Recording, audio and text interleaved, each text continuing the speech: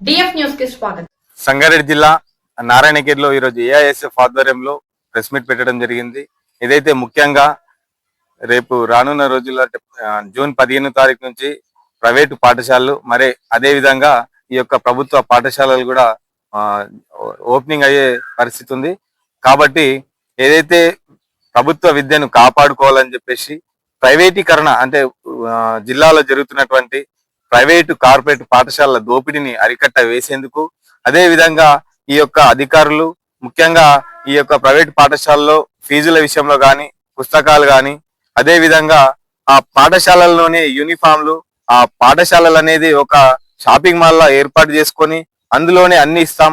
Shoes తో మొదలు పెడితే లాస్ట్ కి నీకు పెన్ను కూడా రాసే ఎగ్జామ్ ప్యాడ్ కూడా స్కూల్ పేరు మీద ప్రింట్ అయ్యి ఒక బ్యాగ్ లో ఇవన్నీ వ్యాపారం జరుగుతున్నటువంటి పరిస్థితి ఉంది.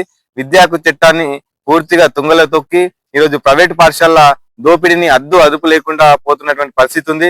కాబట్టి విద్యా అధికారులు వెంటనే స్పందించి ఈ యొక్క దోపిడీని అడ్డుకట్ట వేసే విధంగా చర్యలు తీసుకోవాలి. విద్యార్థుల తల్లిదండ్రులారా, మీరు ఒక్కసారి ప్రైవేట్ పాఠశాలలో చేర్పించే ముందు ఆ పాఠశాలకు అనుమతులు ఉన్నాయా లేవా, అదే విధంగా బస్సు ఉన్నట్లయితే ఆ బస్సుకి ఫిట్నెస్ కానీ ఆ సంబంధించినటువంటి ఫైరు ఇవన్నీ ఉన్నాయా లేదా అని చెక్ చేసుకొని మీ పిల్లల భవిష్యత్తుకి, మీరు ఉజ్వల భవిష్యత్తుకి పాటుపడాలని చెప్పేసి మేము సందర్భంగా తెలియజేస్తా ఉన్నాం. అంతేకాకుండా ఏదైతే ఈ ప్రభుత్వ పాఠశాలలో విద్యార్థులు చదువుతున్నప్పటికీ కొంతమంది కొన్ని ఆయా పాఠశాలలో ఈ ఎఫ్ఆర్ఎస్ సిస్టమ్ వచ్చింది. ఆ ఎఫ్ఆర్ఎస్ చేసుకున్న తర్వాత ఆ పాఠశాలలో ఉండి చదువు చెప్పినటువంటి పరిస్థితి లేదు. మరీ ముఖ్యంగా నారాయణఖేడ్ వెనుకబడినటువంటి తాండాలలో ప్రభుత్వ టీచర్లు పాఠశాలకు వెళ్తున్నప్పటికీ అక్కడ ఎఫ్ఆర్ఎస్ నమోదు అయిన వెంటనే ఆ పాఠశాలను వీడి వాళ్ళ సొంత పనులకు వెళ్ళడం జరుగుతా ఉంది.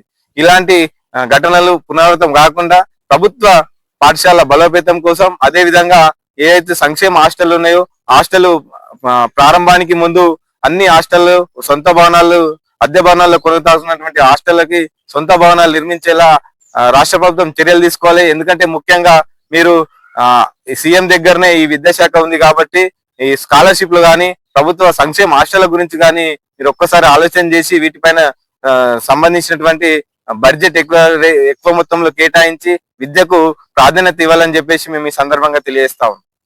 మన డిఎఫ్ న్యూస్ నారాయణఖేడ్ ఛానల్ ను వీక్షించినందుకు ధన్యవాదాలు. లైక్, షేర్ అండ్ సబ్స్క్రైబ్ చేయండి. Thank you for supporting DF news channel Narayankhed.